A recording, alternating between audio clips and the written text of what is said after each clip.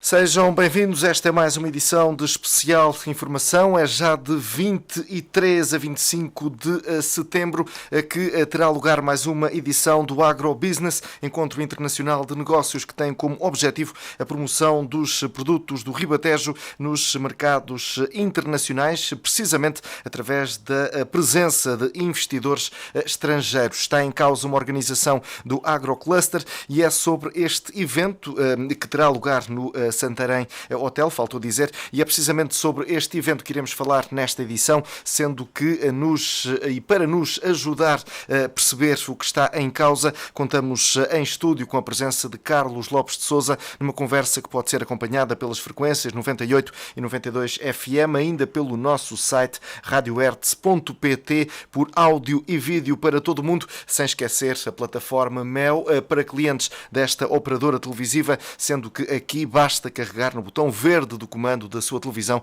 e digitar o código 929800. Terá então acesso ao vídeo desta entrevista. Feita esta necessária introdução, começo então por saudar o nosso convidado, agradecendo-lhe a disponibilidade para estar connosco.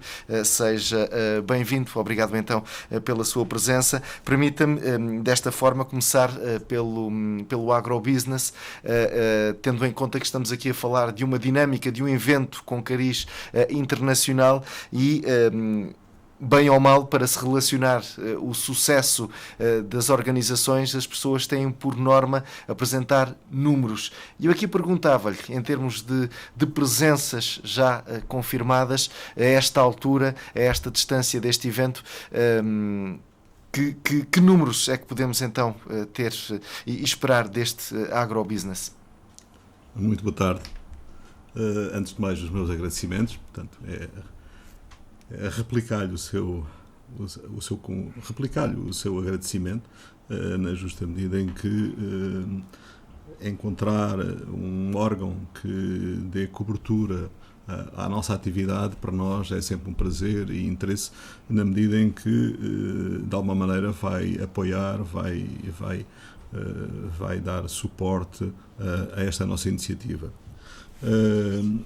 Eu também me permito, antes de entrar em termos da apresentação do agrobusiness, dos seus números, dizer-lhe que esta estratégia de fazer negócio internacional é uma estratégia que não nasce hoje, ou seja, nós percebemos, particularmente por alturas da crise ou do início das maiores dificuldades das empresas, que tínhamos um papel extra cluster, na medida que isto não é exatamente um dos nossos objetivos enquanto cluster, teríamos que contribuir, apoiar as empresas num momento difícil.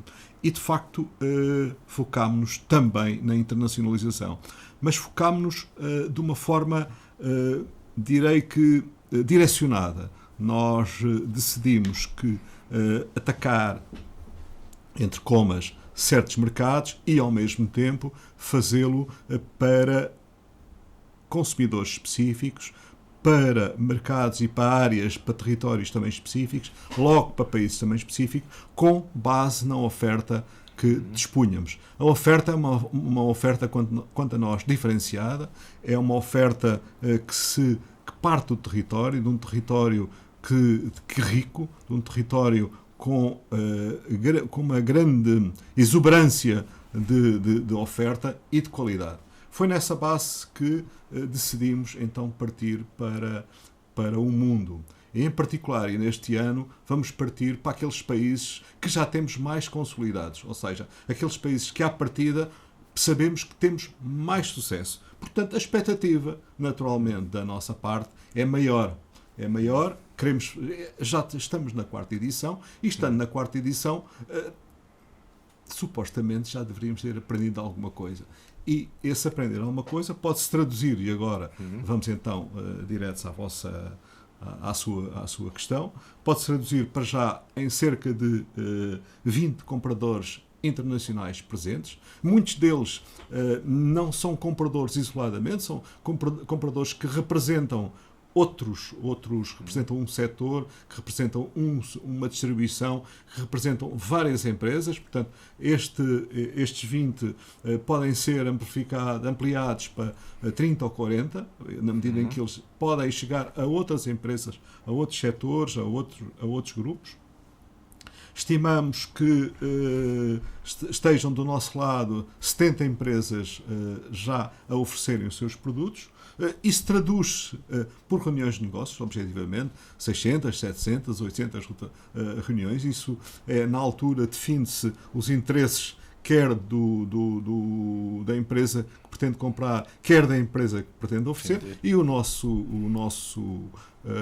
corpo técnico, o nosso pessoal, vai, de alguma maneira, coordenar esse trabalho. Essa coordenação é uma coordenação que já está suportada, como disse, pelas 3 edições anteriores, e não só.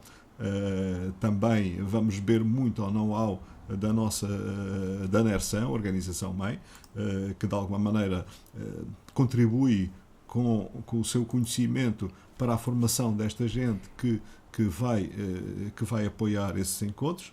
E, como lhe disse, pretendemos receber connosco países da Europa, particularmente da Europa Central e da Escandinávia. Ou seja, esses países explicam-se, ou a presença desses países explicam-se, tal como já fez questão de sublinhar, por já estarem mais solidificados. Eu aqui perguntava-lhe o seguinte, tendo em conta a presença ou a aposta na Europa, e no caso na Europa Central, seria descabido pensar em futuras edições noutros mercados, nomeadamente o asiático, ou a nossa oferta não se coaduna com as necessidades do mercado asiático? Eu respondo-lhe já.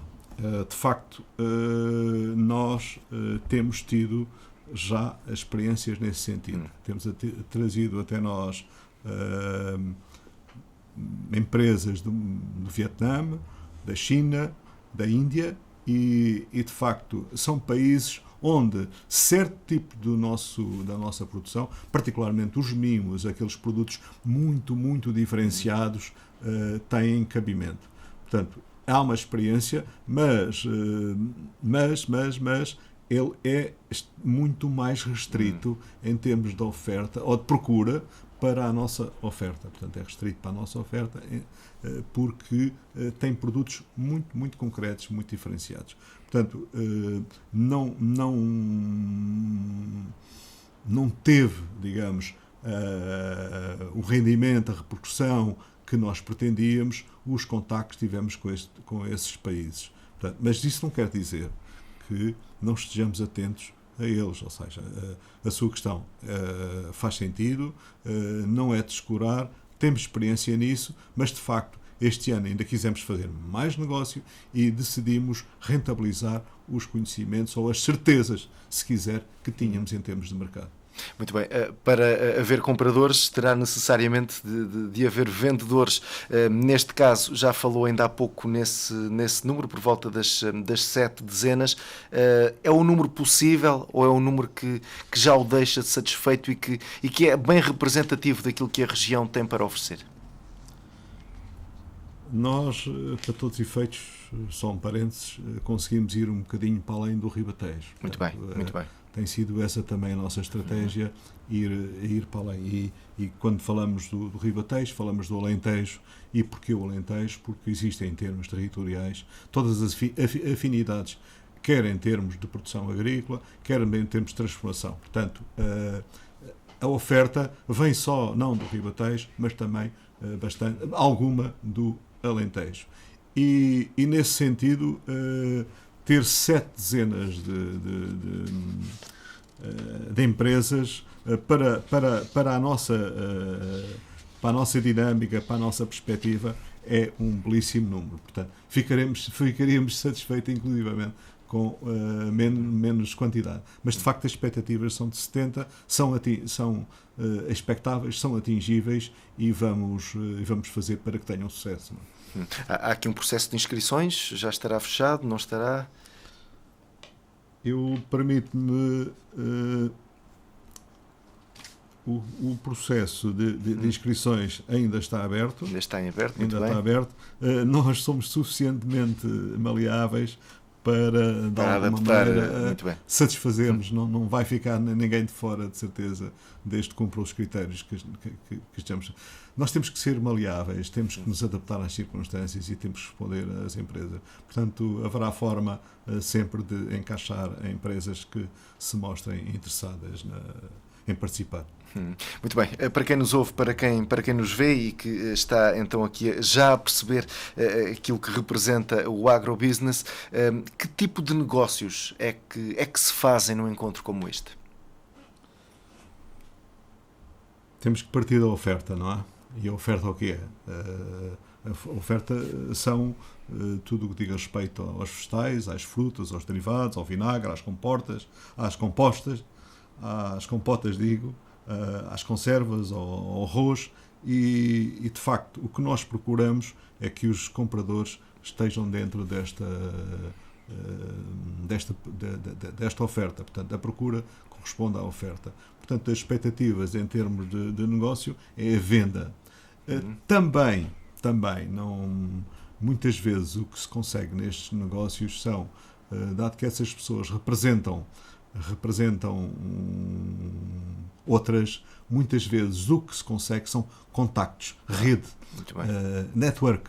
E isso também é importante, ou seja, não há um negócio imediato, claro que temos como objetivo, sempre o objetivo é vender meio milhão, 1 milhão, 2 milhões de euros no agribusiness, mas isso não é assim. Isso na realidade não é assim. Passa por um conhecimento da empresa, conhecimento do produto, e são às vezes processos que demoram meses, 6, 7, 8, 1 ano.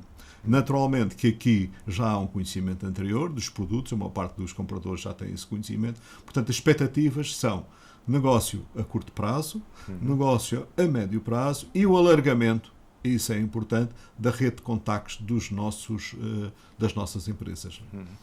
Isso quer dizer que, ou seja, todos estes negócios, como é óbvio, e perante essa explicação que nos deu, não têm aqui uma perspectiva imediata de presente, mas sim abrir portas para o futuro. Isto quererá dizer que quem participa, e neste caso os vendedores, quem participa no agrobusiness, tem que ter já um nível de sustentabilidade que lhe permita pensar a longo prazo, ou seja, não é qualquer empresa, não é qualquer vendedor que consegue marcar presença no evento desta dimensão. Está a tocar noutro ponto importante. A empresa tem que ter uma estratégia para a internacionalização. E a empresa tem que estar preparada para a internacionalização. A internacionalização hoje não faz pegando numa mala de cartão, e ir a Marrocos e vender 2 contentores de cenoura. Certeza que não vende, porque para lá eles produzem lá muita cenoura, não é?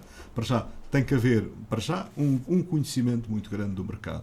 E essa empresa tem que ter, como disse, essa estratégia. Essa estratégia passa por definição exata daquilo que quer vender, conhecimento dos mercados que se destinam, dos preços, da concorrência, da qualidade. Naturalmente que o agrocluster tem algum papel a desempenhar. Nós temos capacidade de aconselhamento dessas empresas. Porquê?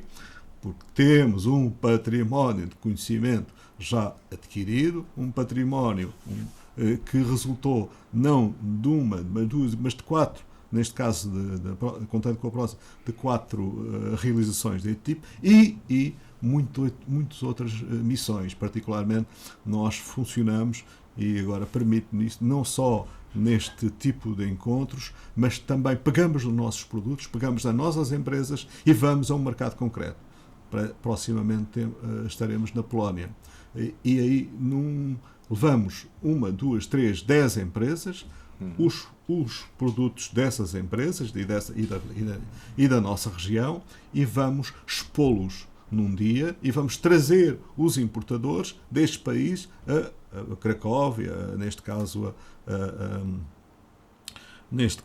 a Varsóvia. Portanto, vamos trazer e aí também é uma outra forma de internacionalização. Também temos feito algumas missões inversas, ou seja, pegar nas nossas empresas e ir conhecer os mercados, e vice-versa, pegar em determinadas empresas e ir 2, 3, 4, 5 empresas internacionais e ir junto das nossas empresas. Mas repare, sempre de uma forma direcionada, sempre a pensar no negócio, sempre pensando na empresa que vende e quem nos pode comprar. Ou seja, não pode haver num mercado, numa oferta como a nossa, na dimensão da maioria das nossas empresas, não pode haver a pretensão de chegar a uma grande feira internacional e no dia a seguir começar a vender. Não. Nós temos que vender de uma forma pensada. Voltando à questão das expectativas da empresa. De facto, tem que haver uma política, uma estratégia da própria empresa, da internacionalização, tem que haver alguma paciência, entre comas, no sentido de perceber que não é no dia a seguir que consegue vender meio contentor, 2 paletes, 1 contentor de chouriço ou arroz. De facto, há esse trabalho. Tem que haver, como disse também, algum capital financeiro e capital de conhecimento. Contudo, a nossa perspectiva, mesmo neste tipo de eventos, é a realização do negócio imediato. Porque isso, repare, isso não deixa de ser um belíssimo, cartão de visita, um aliciante muito grande para a empresa poder fazer. Agora, à partida, não podemos prometer a qualquer empresa para que no dia a seguir está a fazer negócio. Iremos fazer tudo e os nossos técnicos e as nossas técnicas têm capacidade de perceber o que é que aquele comprador está mais interessado em comprar, o que aquela empresa tem mais capacidade. Nós temos esse conhecimento das empresas, estamos em contacto direto com elas e, de alguma maneira, induzimos, facilitamos essa relação. Isso é extremamente importante. Esse capital, essa formação que nasce a partir do início do cluster, uma formação que não a tínhamos, não existia, ela não está disponível, foi sendo adquirida, foi sendo aperfeiçoada e, de facto, nesta altura já estamos mais à vontade para tentar induzir essas vendas imediatas. Mas, voltamos ao início, é necessário, de facto, essa disponibilidade mental, financeira da empresa para percorrer um caminho da internacionalização.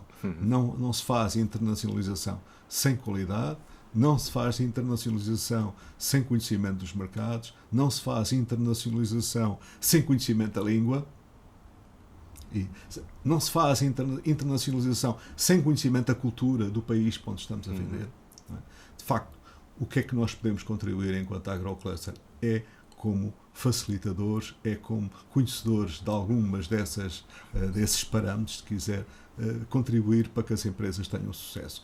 E, repito, dentro da nossa estratégia de internacionalização, tem sido essa a preocupação, que as empresas tenham sucesso em termos internacionais. Não é pagar uma cota, não é pagar uma viagem, não, senhora, é acompanhar, é perceber o caminho da própria empresa. Muitas vezes, e agora aqui um parênteses, também não temos esses dados, porque a empresa, a partir do momento em que detém um mercado, em que guarda-o para si, e às vezes é difícil obter essa informação. Mas depois vamos a saber mais tarde que vendeu um contentor, vendeu 3 paletes, vendeu ou que está a vender, porque não nos chega muitas vezes essa informação, porque é natural, é um negócio, não é? Já vou fazer a ponte definitiva do agrobusiness para aquilo que é e qual o impacto do agrocluster. Ainda tendo em conta esse vosso trabalho, vou dizer, de mediação neste evento à escala internacional, temos a matéria-prima, a região, entenda-se, temos a matéria-prima, há também esse suporte financeiro que a esmagadora maioria das empresas então que participa neste tipo de eventos também tem de ter para poder pensar a longo prazo. Aquilo que eu lhe pergunto é o seguinte: perante essa mediação, é possível aqui servirem de barómetro para que me possam responder, para que me possa responder o seguinte: os nossos empresários, os nossos gestores já estão sensibilizados para essa necessidade de terem de pensar mais além e terem de se adaptar à atualidade ou às necessidades daquilo que é estarem no interior, com as dificuldades e os benefícios que têm, mas terem de se adaptar a estarem no interior e se calhar terem que dar mais do que o litro para poderem chegar mais além.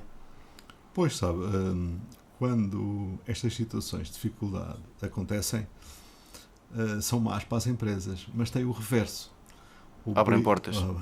E fundamentalmente obriga-as a redefinir estratégias, obriga-as a pensar, obriga-as a criar alternativas. Portanto, nos últimos 10 anos, nos últimos 6, 7 anos, as empresas evoluíram muito. As empresas estão muito mais, são muito mais conhecedoras dos mercados, dão os passos de uma forma muito mais pensada, ou seja, têm uma aproximação empresarial muito mais cuidada do que tinham antes. Ou seja, conseguiram, aquelas que conseguiram sobreviver, desculpe-me a redundância, atingiram já níveis de gestão, níveis de conhecimento muito bons. Portanto, todas as nossas empresas, mesmo as pequenas empresas, já estão muito mais preparadas para esse caminho do que estavam antes.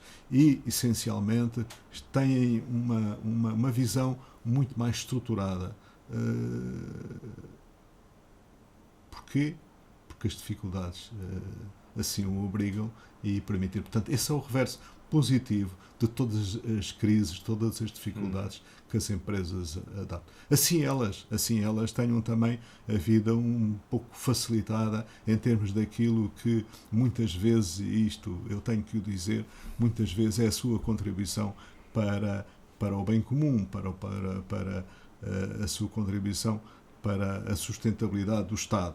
De facto, torna-se muito difícil ter capital financeiro, humano, porque muitas vezes isto obriga a pessoas, obriga a tempo.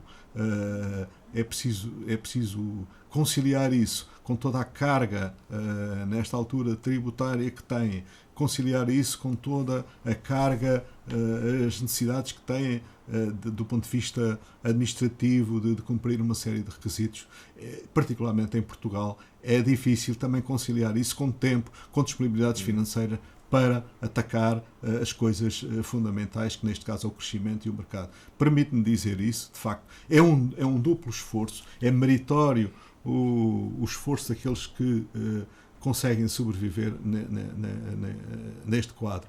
Era fundamental, de facto, sentirem-se mais aliviadas para poderem mais facilmente canalizar recursos financeiros, humanos, anímicos, para a sua atividade principal, que é a produção e que é a venda no mercado nacional, e fundamentalmente temos de ter sempre essa ambição, sair daqui. Somos um país com 10 milhões de habitantes, somos um país que tem necessariamente que alargar as suas vistas, tem que olhar para a Europa, tem que olhar para os mercados asiáticos, como falámos há pouco, para o próprio mercado americano e não só, e portanto nesse aspecto há que realmente facilitar, num bom sentido, a vida às empresas para que elas possam percorrer esse caminho.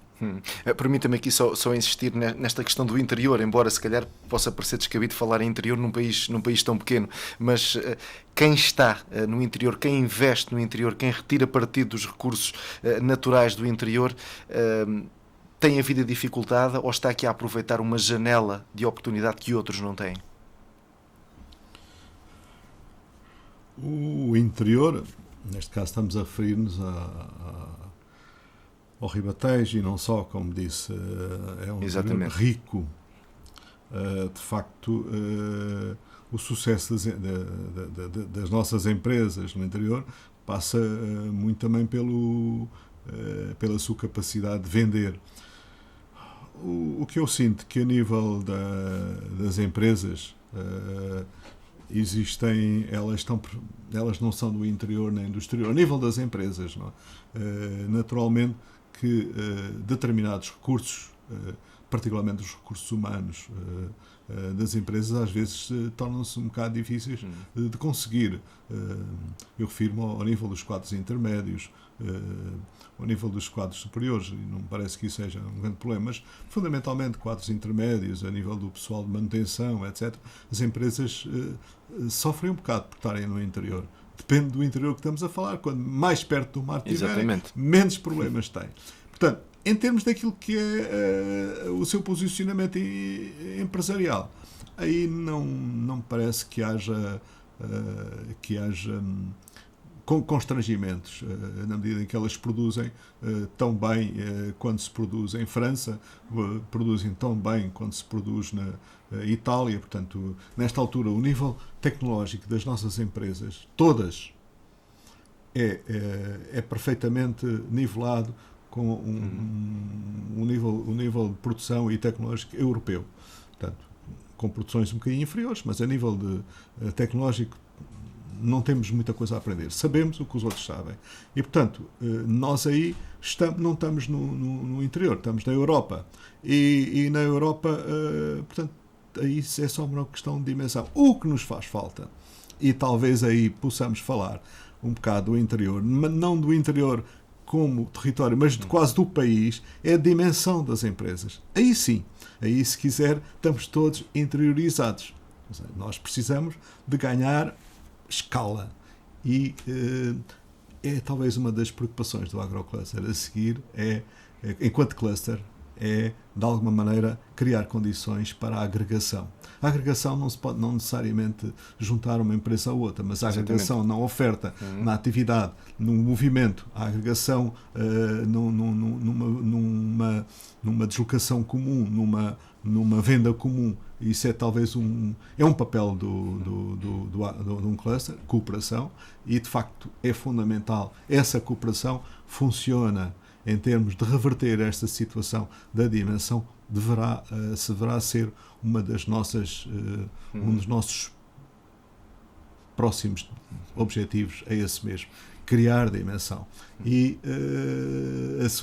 de alguma maneira a inverter a sua questão. Mas já agora, quando fala aqui em cooperação, e agora vou voltar ao perfil dos nossos empresários, estarão sensibilizados para perceber que a cooperação é a chave, ou aqui aquela existência concorrencial ainda continuará a falar mais alto? Falámos há pouco do que positivo a crise nos trouxe. E, de facto, essa abertura para a cooperação é um bocadinho, pouco maior. Ou seja, há, de facto, maior disponibilidade para cooperar. Sentimos isso particularmente nas missões que fazemos à Europa, quando vamos a mercados específicos. Há muito mais entreajuda, cooperação entre as empresas. Naturalmente que elas mantêm a sua individualidade. Isso não é fácil de gerir, essa situação. Mas, de facto, há mais, sentimos isso, há mais disponibilidade para a cooperação. Que é que se deveria... a que teria mais vantagem para as empresas, ainda não é. Porque essa cooperação bem feita, essa cooperação pensada, é positiva para as empresas. Como é que elas podem cooperar? Elas podem cooperar em termos tecnológicos, por exemplo. Há a possibilidade da partilha de determinadas operações que são comuns a várias atividades. Poderiam cooperar aí, muito difícil, de facto. A abertura ao conhecimento é muito difícil, mas aí imagino que faz um estudo para produzir caramelos e é uma outra empresa que produz da mesma forma pasta de cogumelos. De facto, o que seria interessante é que esse esforço tecnológico, esse esforço de investigação, comuns, não é o caso, de certeza que não será o caso, é um exemplo. Se ele fosse partilhado, era uma cooperação. Há uma venda, há uma ida a Roma. De facto, e a mesma empresa uma delas poderia se encarregar da venda do azeite e a outra e a mesma empresa poderia-se encarregar da venda dos queijos. De facto, esse é outro tipo de cooperação. A cooperação que também poderia existir, e continuamos a falar nesse objetivo, que me parece a mim que deve ser o nosso próximo passo, a agregação também pode passar pela frente a utilização de espaços semelhantes, dos mesmos espaços, com a utilização, por exemplo, das mesmas energias primárias, o vapor, a água, a eletricidade. De facto, o que me parece para fugir a essa questão do interior, e aí o interior como o país todo, é a criação de escala, de dimensão às empresas. Não? Muito bem, falemos então agora mais a propósito, mais em particular do AgroCluster. Está aqui em causa uma entidade que terá cerca de 10 anos. Pedia-lhe para nos explicar como é que surgiu o AgroCluster. Um dos governos anteriores deu a possibilidade das candidaturas a clusters de várias entidades. No caso presente, a NERSAN percebeu que havia um espaço e uma fileira que poderia ser autonomizada, que é a fileira agroindustrial. Candidatámos-nos e conseguimos o reconhecimento oficial em 2009.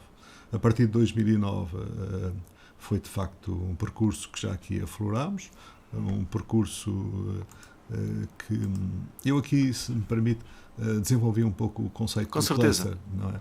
O cluster tem a ver com cooperação, já falámos, mas tem a ver com cooperação entre as empresas, cooperação entre as empresas e o conhecimento, cooperação entre as empresas e as organizações, nestas organizações, as associações de classe, as associações produtivas, os institutos de investigação, as autarquias, temos feito um trabalho como algumas autarquias de uma forma muito estreita. Portanto, é deste triângulo, empresas, instituições, organizações e conhecimento, que nasce a partilha, nasce a cooperação. Portanto, o objetivo, de facto, é essa cooperação, e quando se fala em cooperação, é conseguir que daí advenham vantagens para as partes. Foi um caminho, foi um percurso a partir do zero, na medida em que não havia pessoas, não havia conhecimento, não havia até, inclusivamente, uma estratégia bem definida para os clusters. Nós fizemos o nosso percurso e baseado em 3 ou 4 pilares, um deles inovação, damos muita importância à inovação, mas inovação prática, não é inovação, um paper que se põe aí numa parede de um átrio de uma escola, não, é inovação concreta, que funcione para as empresas, que gere negócio. A cooperação entre empresas, ou seja, perceber onde existe pontos em que as empresas podem fazer permuta ou de mercadorias ou de conhecimento, e de facto aí o que nós chamamos de interações tem sido uma das nossas preocupações, e claro, esta área que nos surge e a internacionalização. A internacionalização é de facto um suporte de apoio às empresas, imediato, e de algum modo quase que assumiu um papel dominante na nossa atividade. Mas a atividade de um cluster não se resume a isso. A atividade de um cluster resume-se de facto, ou tem como objetivo tirar partido dessas ligações ou dessa cooperação. A partir daí, partimos de um núcleo de 30 empresas, digamos, fundador, e fomos todos os anos agregando 4, 5 empresas e, de alguma maneira, crescendo. Esse crescimento, associados, ou seja, empresas associadas. Empresas associadas. Nós relacionamos empresas não associadas que, nessa altura, nas nossas atividades, têm um tratamento do ponto de vista de pagamento dessa atividade diferenciado. Portanto, crescemos na base do reconhecimento do nosso trabalho quanto a nós, porque não somos uma organização, não somos uma associação em que as pessoas embora sem fins lucrativos, mas as pessoas pagam uma parte da sua atividade, ou seja, não se trata aqui de dar o que quer que seja a ninguém, trata-se de prestar um serviço e ser retribuído por esse serviço. Portanto, fomos crescendo, fomos sendo reconhecidos, naturalmente que até em termos territoriais temos tido associados fora do nosso território natural, que é o Ribatejo, como lhe disse no início da entrevista, o Alentejo e mesmo do centro e do norte de Portugal. A atividade, normalmente sempre dentro desta fileira, dentro da fileira agroindustrial, ou seja, tudo o que diga respeito à transformação dos produtos hortofrutícolas e até ao produto final, à embalagem. Agregamos também algumas empresas de serviços, empresas que prestam serviços às empresas-chave, ao núcleo de empresas que produz, quer na área dos serviços, por exemplo, administrativos, da prestação de serviços. Não é?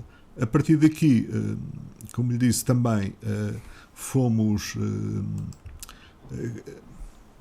desenvolvendo a nossa atividade na parte da internacionalização e também muito na parte de inovação. Ou seja, de alguma maneira criámos ou abrimos o nosso relacionamento à universidade e aos institutos politécnicos. Temos conseguido, por exemplo, que as nossas empresas visitem essas instituições e também temos conseguido, pela nossa mão, que essas empresas que essas organizações, que essas instituições, que esses institutos vão às nossas empresas. Ou seja, esse também é um trabalho que nos cabe, que é pôr em contacto o potencial de cada um dos setores, o setor do conhecimento e o setor produtivo. Em termos de associados, estamos a falar de um número a rondar 130. 130. Será expectável, ou melhor, enquadrando a vossa área de abrangência, seria expectável que este número fosse maior? Ou nesta altura também não é uma prioridade? Ele vai sempre crescer. Não vai crescer ao mesmo ritmo que tem crescido, porque, repare, nós também temos um quadro relativamente pequeno, nós não podemos ter um quadro pessoal não podem acudir a todas as necessidades. Temos de ter a noção exata que um alargamento excessivo depois vai-se fazer à custa de uma redução da oferta, da nossa capacidade de prestar serviço aos associados. E, portanto, mas seria bom, particularmente para ganhar algum peso em termos de suporte financeiro, esse alargamento para mais 2 dezenas. Não é? Nós todos os anos temos objetivos muito concretos. Falamos das interações entre empresas, das interações com universidades, falamos também de valores de organizações em termos de internacionalização. Esses objetivos são fixados. 50 interações, 3 organizações internacionais, e temos objetivos todos os anos a cumprir. E também, independentemente disso, por força da conversa tem passado, mas eu posso recuperar isso, mesmo em termos de atividades, nós temos alguns projetos de empreendedorismo em curso.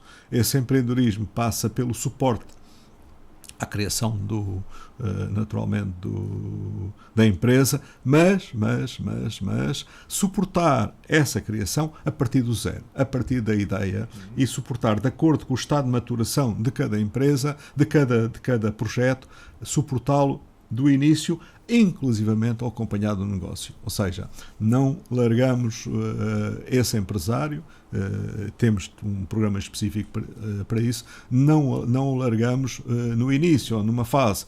O nosso objetivo é que essas empresas tenham sucesso. E para isso é preciso percebê-las, daí, e novamente, algum conhecimento temos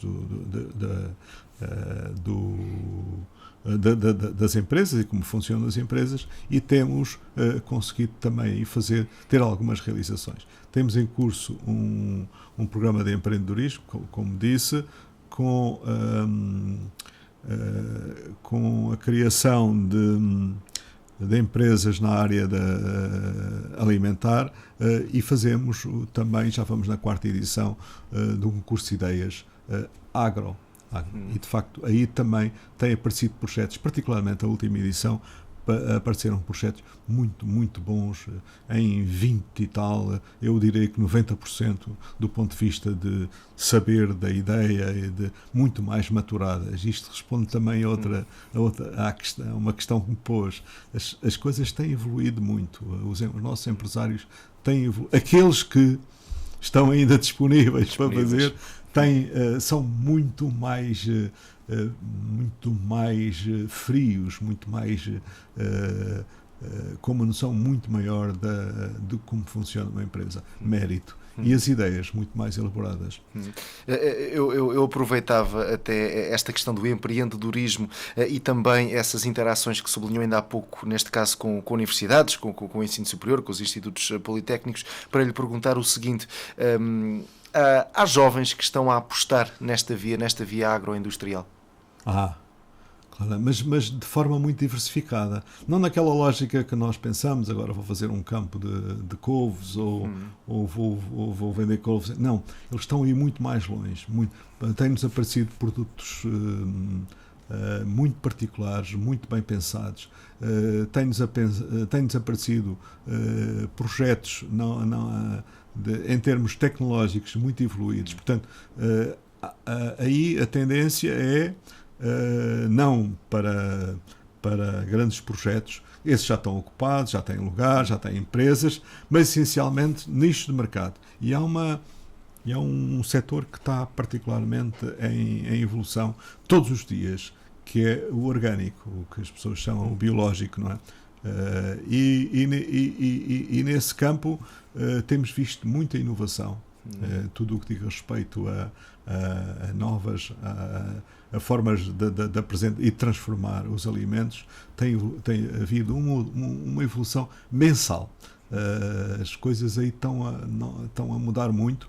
Nós fazemos regularmente estudos de tendências de mercado que nos permitem perceber isso de uma forma mais precisa, perceber em que sentido. E aí é um apelo, de facto, as nossas empresas têm claramente que pensar que a alimentação saudável, a alimentação, o orgânico associado, o vegetal associado, os novos alimentos associados vão ter um peso cada vez maior, particularmente nas novas gerações. Ainda há resistências para se pensar dessa forma?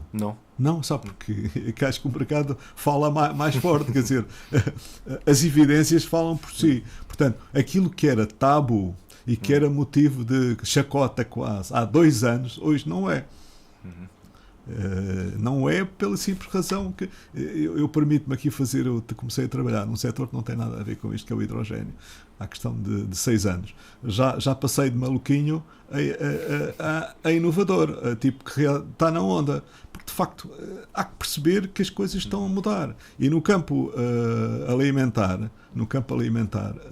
as coisas também estão a passar assim. Se der uma volta pelas nossas praias este verão e se vir os cardápios, em todos já há 2 ou 3 pratos vegetarianos e vegan. O ano passado não havia a mesma coisa.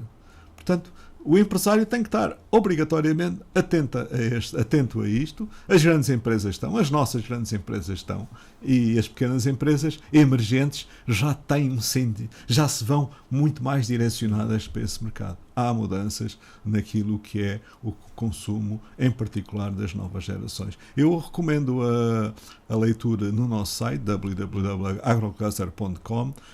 Nós temos presente uma série de estudos de tendências para mercados específicos, para o mercado europeu, para o mercado norte-americano, para o mercado africano, e também estudos de tendência recentes para a geração milénio e um outro que diz respeito também às novas tendências disso. Não? Esses estudos estão disponíveis, são exatamente para serem consultados e de alguma maneira suportam o que eu lhe acabo de dizer.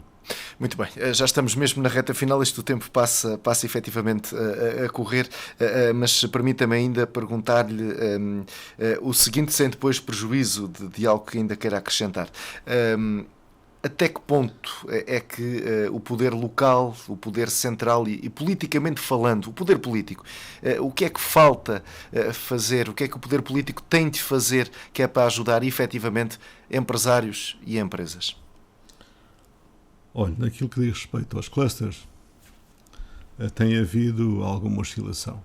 Houve uma aposta inicial, e depois eu respondo-lhe mais de uma forma, mas é importante que a gente parte do cluster.